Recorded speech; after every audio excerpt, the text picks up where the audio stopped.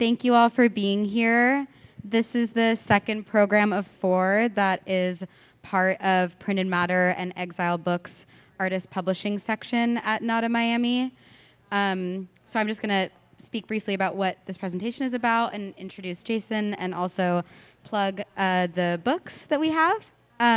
So Finding Islandia is presented by Islandia Journal, which is a Miami-based print publication of myth, folklore, history, ecology, cryptozoology, and the paranormal. Publisher Jason Katz presents a taxonomy of all previous Islandias, ranging from a work of utopian fiction to a failed Panamanian resort, then making his way into the specific ecological history of the lost island of Islandia, Florida.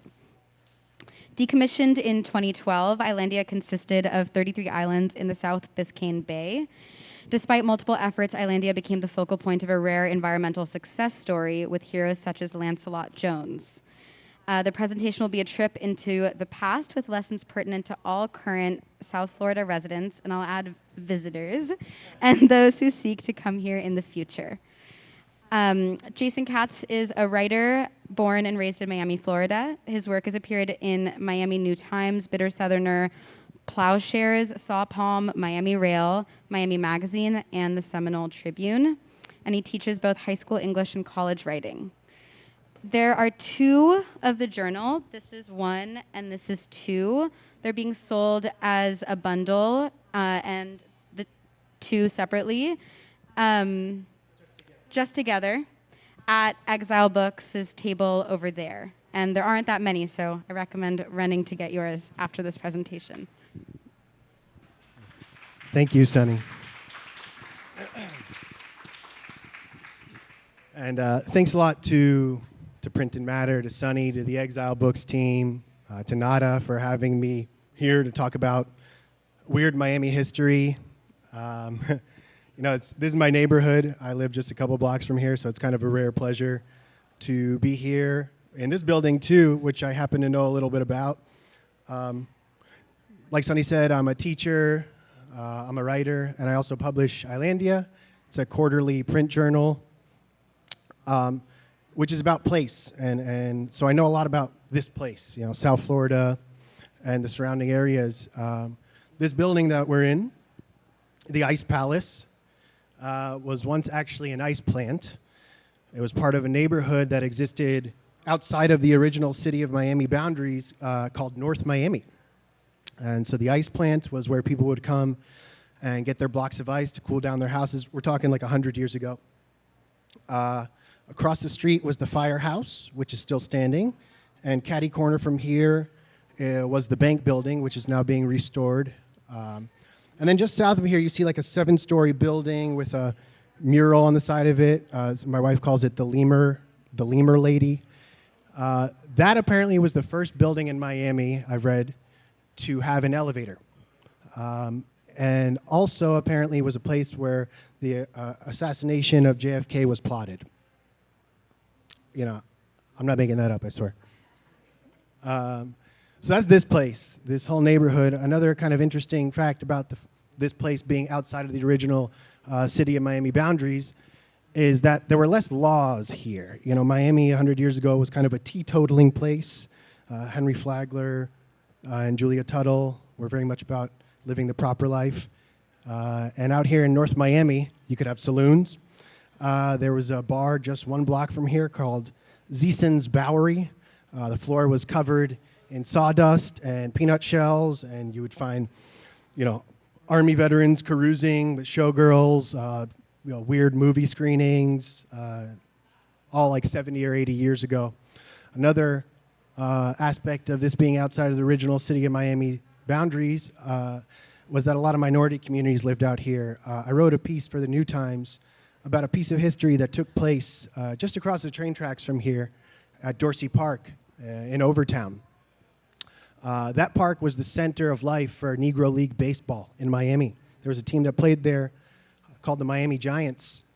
They were later called the Ethiopian Clowns because they would paint themselves in whiteface as like a not-so-subtle gesture towards the team owners. There was a famous pitcher from Cuba who came and played out that field. His name was Cocaine Garcia. So that's kind of this place that we're in. You know, I wanted to give you a sense of where you are. I know a lot of you come here to NADA every year and kind of don't really know where you are. There's a developer who calls this neighborhood the Arts and Entertainment District. And I guess that name will probably stick.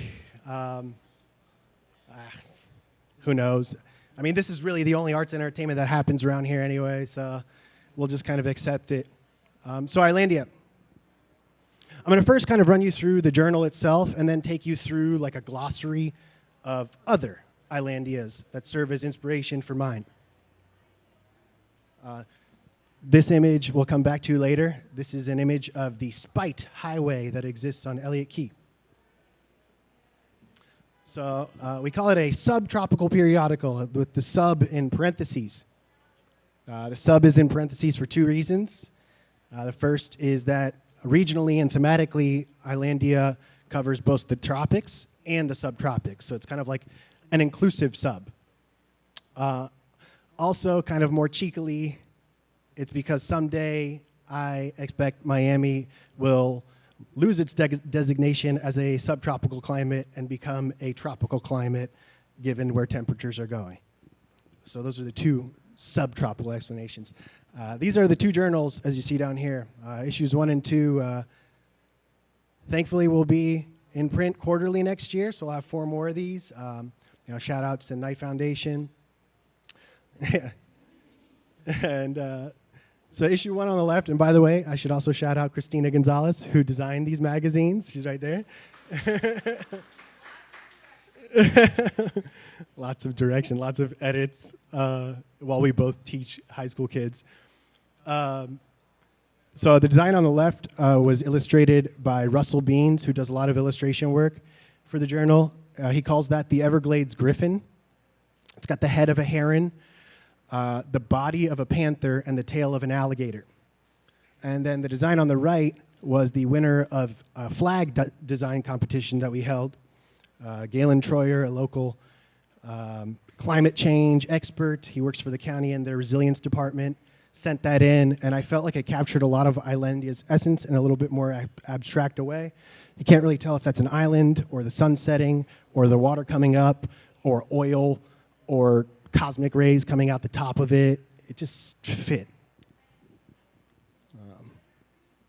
So this is a little bit of what you'll see inside the journal. These are a handful of watercolors by a local architect named Raymond Fort.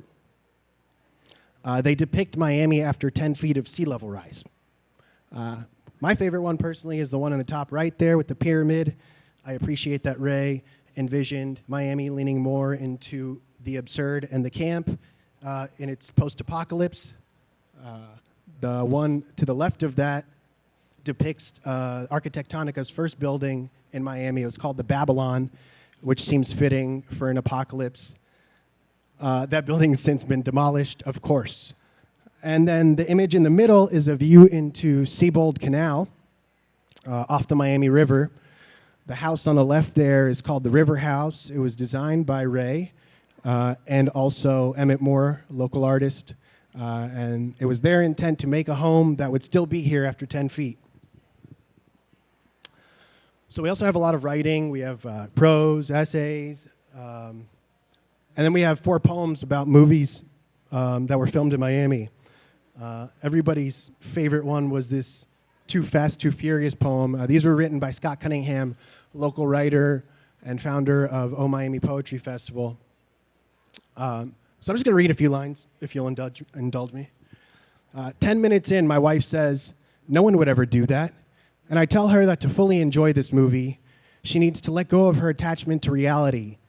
Even as I reach over to hold her hand, my body attached to her body like a wheel to an axle, my hand can't speak, but if it could, it would say, "Here we are at the cusp of the world's end." And it sure feels like that here sometimes. And so this is like my favorite part of the journal. These are the cryptids. To the uninformed, these are also Russell Beans illustrations, by the way. To the uninformed, cryptids are creatures whose existence has been reported but is not confirmed by the scientific community. I've always found that the study of cryptids, cryptozoology, is a really interesting way into a region or a culture's folklore or idiosyncrasies. A good example of this is I recently had the pleasure of attending the Great Florida Bigfoot Conference in Lakeland. And so I learned, ¿qué pasó? Just got to touch it every once in a while. Yeah, the Great Florida Bigfoot Conference, I learned some of Florida's idiosyncrasies. Like, for example, I was in the merch section, and there was this really nice vendor selling material like Squatch Lives Matter stickers. And he actually told me something that was really interesting. Apparently, the vaccine is the mark of the beast. I don't know if you guys have heard that. So that's some Florida idiosyncrasy for you. On the left is the Chick-Charnie, and on the right is the Lusca. Both of these cryptids come from the island of Andros, which is the biggest yet least populated Bahamian island. The Chick-Charnie is an owl humanoid. It lives where two pine trees meet, and folklore says that if you're mean to the Chick-Charnie, it will bring you bad luck.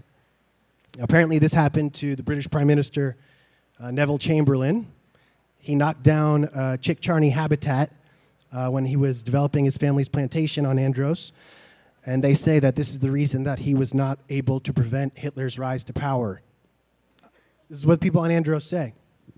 And then we have the Lusca, which is a 75-foot sharktopus. And Bahamian fishermen use the Lusca as a way of kind of explaining away or getting to know the tides and sudden weather events that exist around the blue holes that dot the Andros landscape. So, it's, like I said, cryptozoology is a really fun way of entering a culture's folklore and idiosyncrasies. That's what's in the journal.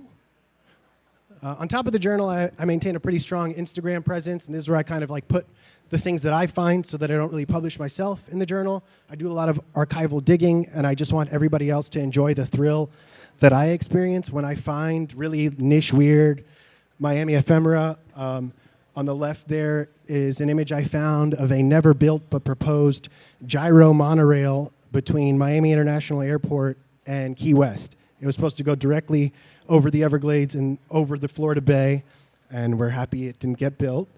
And on the right is a cover from a 1970s issue of Airboating magazine. Part of my work as the publisher of Islandia is being very active on airboating forums, and I was able to touch base with some guy who had 5 of these digitized because the Venn diagram of airboating and technology skills is very strong. He shared with me 5 full issues, so what I'll do is I post the covers of the issues on the Islandia Instagram, and then I upload the full issues to a digital library that I have on our website. So that's like kind of the other component of what Islandia is. Islandia Journal. And now I'm going to get into the glossary of the other Islandias that make up the kind of... I always wanted the name of the journal to be like a Russian nesting doll. So like that you would be like, oh, Islandia, what's that? And you're like, oh, it's just a journal. But then you look it up and you're like, holy shit, there are like a lot of other Islandias out there. So I'm going to kind of walk you through some of the softballs first and then get into the heavier hitters as we move along. This first one, this is Islandia, the townhome project that was built in Plantation in Broward County in 1974. The architect, Charles Pauley, called these houses talking houses because they all had conversation pits sunken in the middle of them. Actually, surprisingly, these townhomes still stand today, even though they were made of wood in Termitelandia. But they're called the townhomes at Jacaranda, where my brother probably plays golf. So that's Islandia Plantation. The village of Islandia, New York, on Long Island in Suffolk County. As you can see on the left, I made pilgrimage there earlier this year. Islandia, New York, driving through it, you realize that it was built as a Levitt town. All the houses look alike. Most of the families who live there are military veterans and their families. The only thing open was the senior center, so I popped in and told them a little bit about my journal. They asked me if I was the pizza guy, and then a lady there told me, you know, Islandia means utopia, right?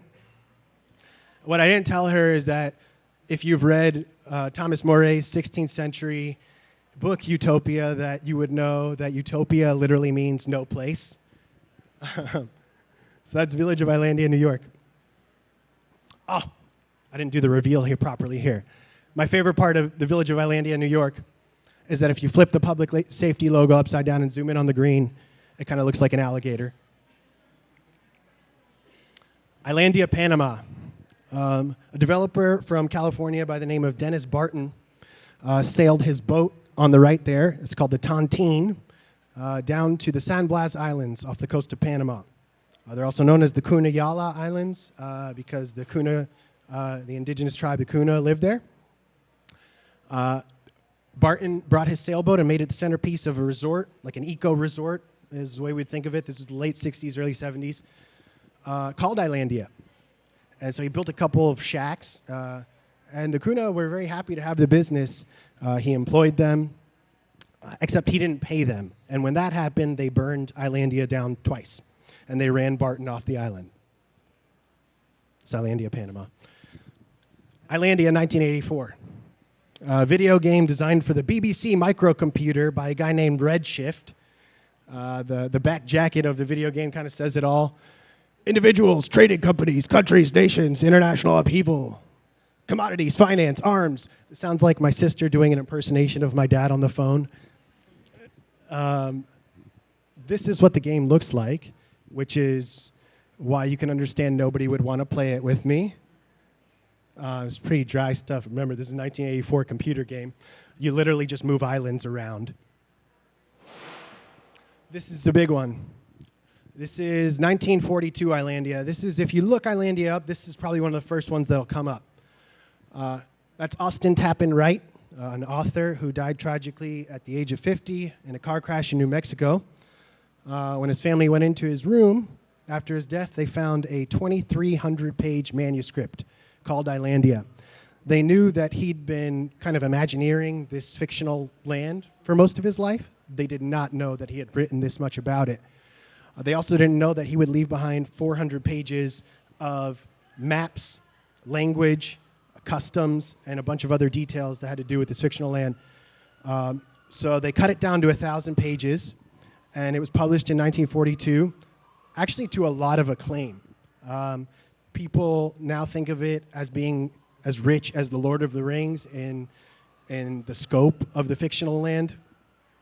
The book, before its publication, the publisher sent this out to booksellers. I am in possession of one of maybe 3 copies out there. It's Islandia, its history, customs, laws, language, and geography, as prepared by this fake guide, Basil Davenport. Sent it out to booksellers as a way of marketing the book. It came with the fictional maps and included pieces of Islandian language. That I'm not going to take you through the whole language, but a really important one to the story is the word alia, which is love of place or family. Why this book was so successful is because it kind of upended what people thought of as utopian fiction or the concept of utopia itself. Up to that point, if you think of a book like Brave New World, where it's just like, it's clearly a man's vision of utopia. There's drugs and sex with whoever you want, and basically you don't have to take care of babies. And so that's utopia in a lot of people's minds. The difference between that utopia, a lot of men's minds, the difference between that utopia and this one is that it's an egalitarian society, that it's truly about sharing resources and friendship and family. So it's like a socialist dream. The story follows this U.S. ambassador to Islandia who goes there and realizes that the U.S.'s vision of progress is kind of backwards, and he decides to stay in Islandia. And so you kind of follow, his name is John Lang, you follow him around that Islandia. The editor of the original book went on to publish a trilogy of sequels to Islandia, so it just goes to show you that I'm not the only crazy Islandia evangelist out there, that when the concept of Islandia or the word takes hold, it seems to take hold for whoever comes across it. This is Islandia, an epic poem by the, I'm going to say Islandia different, like it's going to be a different word every time.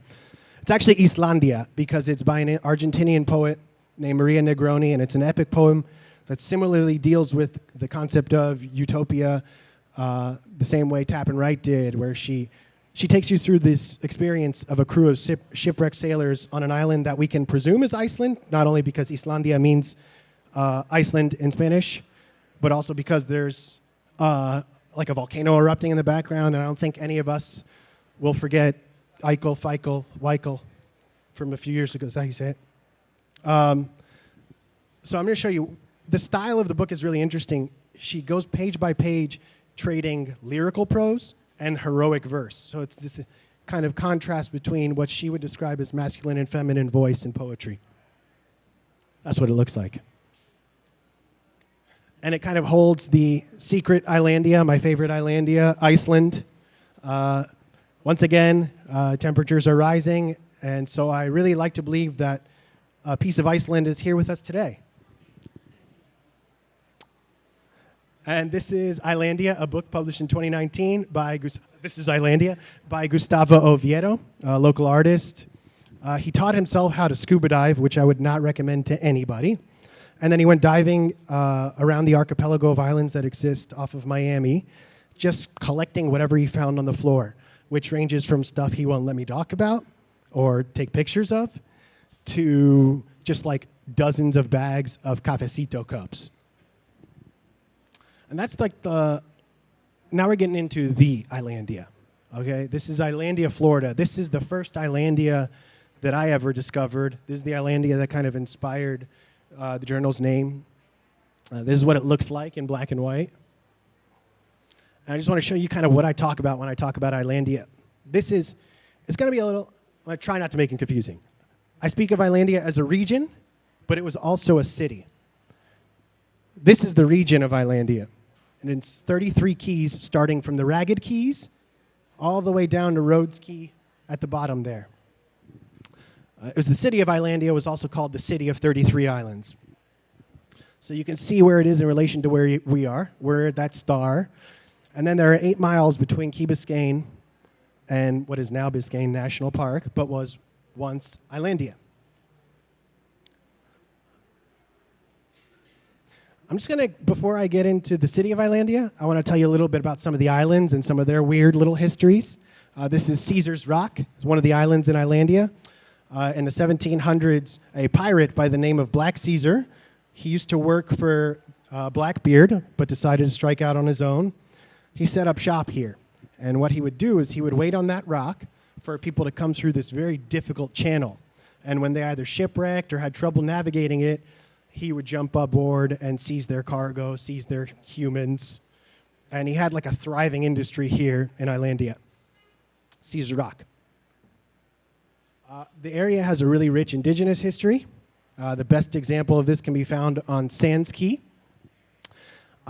In the early 1700s, a Jesuit missionary referred to Sands Key as Restinga de las Tetas, which roughly translates to Mangrove Island of the Tits. He called it this because there were 2 Indian shell mounds of equal height that dotted the landscape of the island. And this is confirmed about 50 years later. A British explorer marked it on a map as Las Tetas. So, yes, but that's where you thought I was going with indigenous history. Actually, there are a lot of other shell mounds that can be found throughout the islands, but not as well documented as those. And it actually the islands played a really crucial role in what was known as the Saltwater Railroad. Elliott Key primarily and Key Biscayne. In the 1820s and 1830s, there were a series of Seminole Wars. So the American government basically said, you're either leaving Florida to Oklahoma or dying. And so Seminole Indians and a lot of escaped slaves who had made their way down to Florida left through this area towards the Bahamas. They called it the Saltwater Railroad. There's actually a community of black Seminoles that still live on Andros today. It's called Red Bays. Sands Key, indigenous history. This is Montgomery Meigs. That's Meigs Key. He was a Union general who designed Arlington National Cemetery. It was his idea to build the cemetery on top of Robert E. Lee's home site. Meigs also came down and designed Fort Jefferson and the Dry Tortugas. And he owned this key for a little bit while, which is why we call it that. Okay, this brings me to a really important figure in Miami history. That's Ralph Monroe. Anybody who lives here has probably been over to the Barnacle in Coconut Grove, the Commodore. Monroe is an early hero, an early environmental hero of Islandia. In the 20s and 30s, after Henry Flagler's Overseas Railroad was built, everybody got it in their heads, despite the fact that that was an epic failure, that you could build over water, especially if the water level wasn't too high. So people started talking about, these were the first murmurs of a highway that would go from Key Biscayne to Islandia. Ralph Monroe said, no, no, no, no, no. In hurricanes, what happens is the storm surge comes into Biscayne Bay, and it creates like a washing machine in the bay. So if you don't have a place where that storm surge can then go back out into the ocean, you're going to create like a tsunami that's going to hit Miami. And so it's for that reason, he calls this the safety valve. That's the tip of Key Biscayne, and that's the 8 miles between, that's the first ragged key at the bottom there. And it's for that reason that he called it the safety valve. Because he said if you block this off with a highway, you're going to create a wave pool in Biscayne Bay. And so it was a good branding exercise because people were like, oh, yes, the safety valve, keep us safe. And so that was like the first fight that we would have with an overseas highway. I like to think that Ralph Monroe had a different name for these islands, too. This is a map that I found thanks to University of Miami Special Collections Department. It's Jay back there from Spec Call. He marked this on a map. It's called Las Islas Perlas. Nobody can say for sure that these are Islandia, but I did find a 1980s newspaper clipping that referred to Islandia as a strand of Pearl Islands. So I'm taking it, I'm calling them that. They're the Pearl Islands. Thank you. This is an early 19th century settler of Islandia. He's one of the first real settlers and active homesteaders on Islandia. His name's Israel Lafayette Jones. He went by Parson Jones. It's his family on the right. Sorry for the blurry image. Israel Lafayette Jones, Moselle Jones, and their two sons, King Arthur Jones and Sir Lancelot Jones. The Joneses raised their kids between Porgy Key, Rhodes Key, and Taunton Key. They had a thriving pineapple farm. And later on, the Joneses were the world's foremost growers of key limes. Until hurricanes wiped out their groves, the Joneses provided fruit to basically everybody in the South Florida area. Unfortunately, the Jones boys were not allowed to attend the school that was on Islandia then because it was segregated. Lancelot Jones would end up living out all of his years in Islandia. He was the first true hero after Ralph Monroe to save Islandia. When their farms got wiped out, Lancelot Jones first took a turn as a sponge diver. You see the sponge down here. Then he also became a fishing guide to the stars. There were a lot of presidents and industrialists who came down to the area. On Adams Key, there was like an exclusive club called the Coco Lobo Club, where Carl Fisher would, they'd have like their Epstein parties. And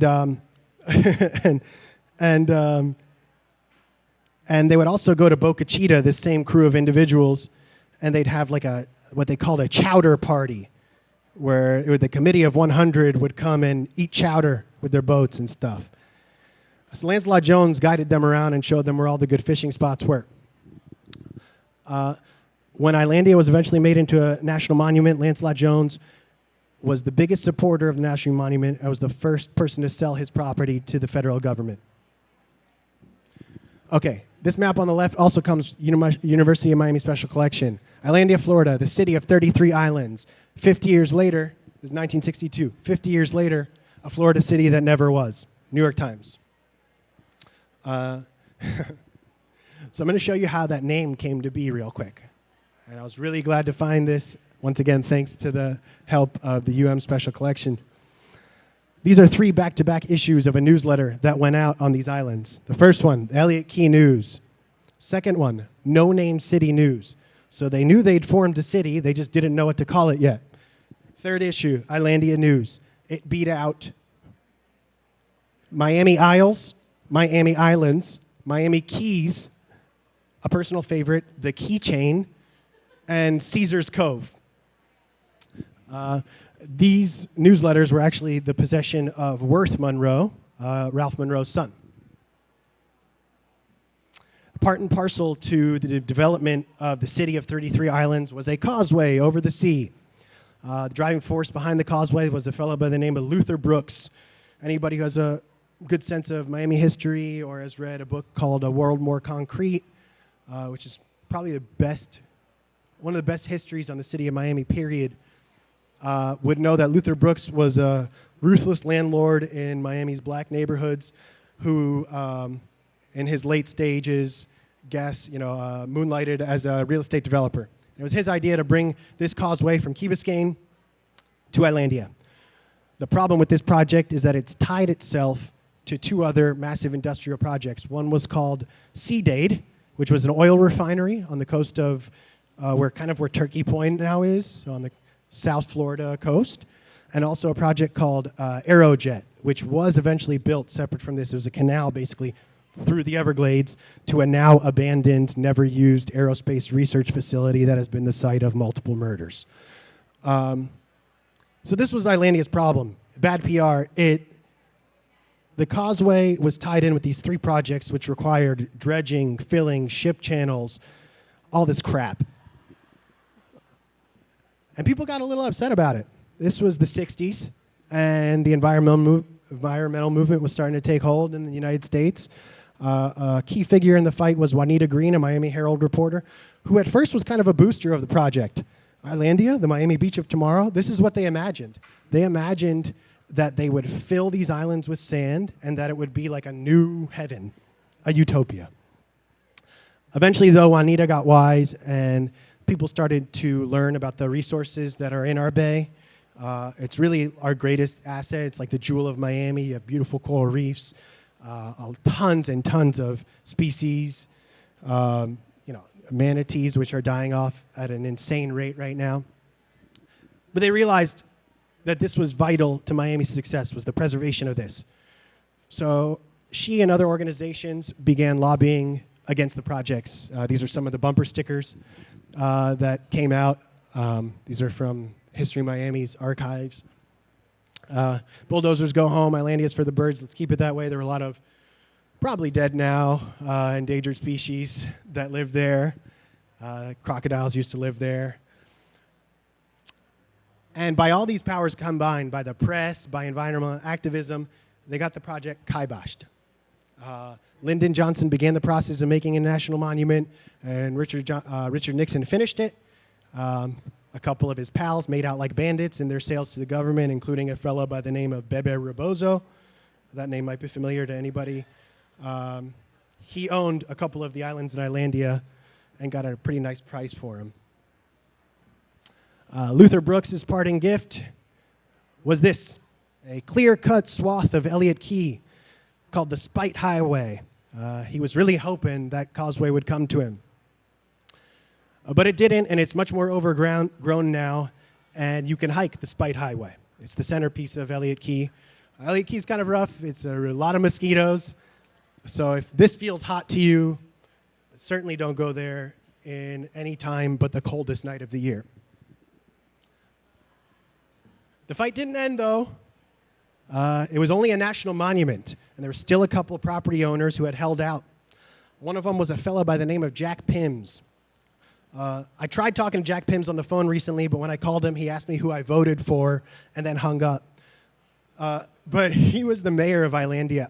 He operated the city of Islandia from an office building, which became a Borders eventually and is now a Trader Joe's. And he owned the Ragged Keys. He formed this Ragged Keys Yacht Club and planned a project of 200 stilted homes called Little Venice, which is just like a little too on the nose. But people said, no, you know what, like, why are we even messing around with this? They forced his hand. They forced Pims to sell, which was good because he was in some financial troubles. So he sold out and then moved to Denver, and within a year, he'd won the lottery. So that was it. By the end of 1980, the fights had been fought. Islandia was declared a national park, Biscayne National Park. But the city of Islandia still existed for 40 years after. There were like 5 people who lived there. Most of them were park rangers. Nobody really populated the place. They no longer held elections. And so they abolished the city. The county got together and said, piss off. We don't need you. You're a drag. We'd rather just have our national park, Biscayne National Park. The lessons of Islandia, I think, are really important today. I'm not going to drag on too much about this. But all of our seagrass is dying, and we can thank a lot of agricultural process and just a lot of stuff we do to the landscape here in South Florida. And manatees, my favorite animal, are dying at a rate that we've never seen before. And so it's really good that we have these lessons of Islandia's past, victories that we won, because oftentimes we don't win these victories.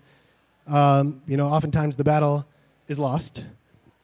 And so it's like I see Islandia as like a heartwarming tale of environmental victory. And so you can take that home with you. And get out to Biscayne National Park when you can. It's beautiful still. I mean, the water is crystal clear. It's a good place to go hang out. So those are all the Islandias. Thank you. Anybody have any questions?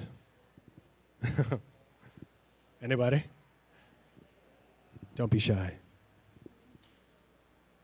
I got answers. You want to know anything about this neighborhood? Yes. Well, okay, what's the question? Okay, wait. Well, not anything. I need to you got to point me in the right direction. Okay.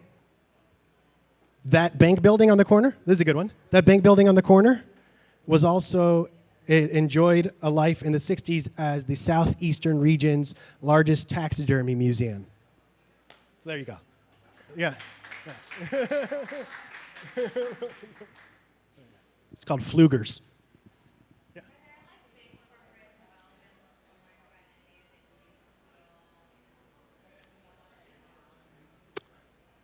Well, the port has been a tough one because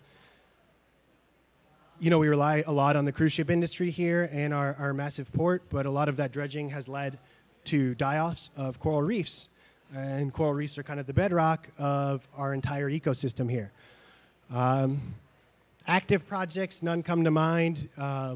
We're doing a lot to restore the Everglades. That was kind of already in action, which is really important too. All these things, it's funny because you don't have to be anti-development to be anti these projects.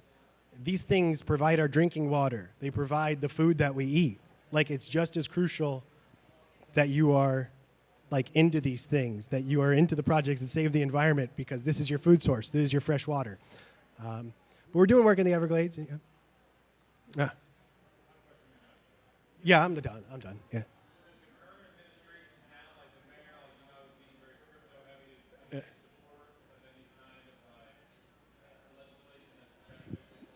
So I should say this: I'm not a politician, nor am I an attorney. I'm just, Mayor Frankie is what we call in Miami a soft mayor. So his power only has a certain limit. So he acts more as a marketing tool for the city. The county mayor has a little bit more control. She's very progressive. It's difficult to get a lot of stuff done here. I don't want to. But the only problem with crypto, generally speaking, is that it uses a lot of energy. And so if you don't see the connection between large server farms and sea level rise in Miami, then you're missing something. But like I said, he doesn't really have a ton of power. He has a lot of star power, and he's a good marketing person. But policy-wise, he's like a soft mayor, right? In that he still has to go through a whole city commission to get anything done. And that's impossible here. Yeah.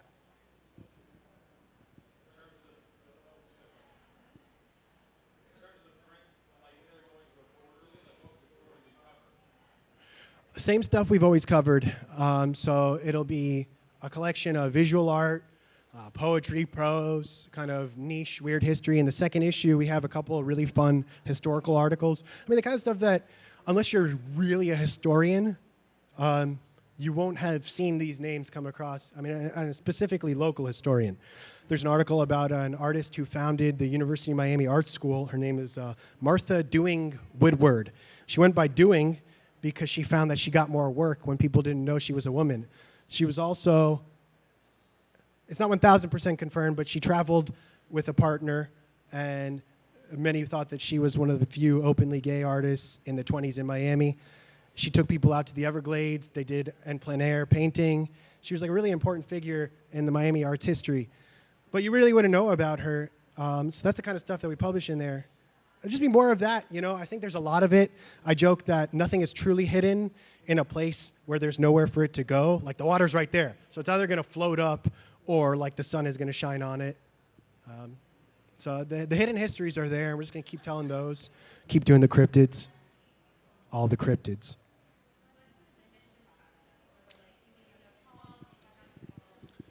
Yeah, I mean, the first issue was kind of like family and friends, and then also putting it on social media. And the second issue was more of an open call. We had a few more people looking at the journal.